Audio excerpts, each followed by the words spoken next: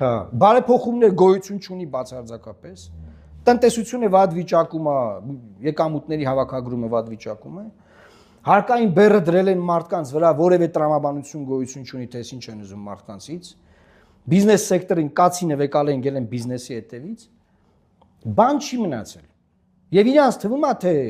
բանը բրաբուսներով, բանով ժողովուրդը հավատալու ասի, վայ, բրաբուսները, բանը, նախքին թալանչիներին, բան, այդ թալանչիների,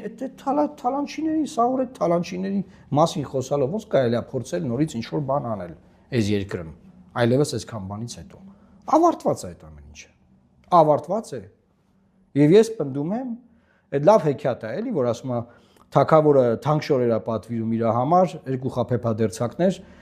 դե փողերը ուտում են թագավորի, Անդերսենի հեքիաթներից է, էլի, հետո ասում են, հեսա շորերը հակը տա արդեն, բայց թագավորը մեր կա։ Դե բոլորը ամաչում են թագավորին ասեն, որ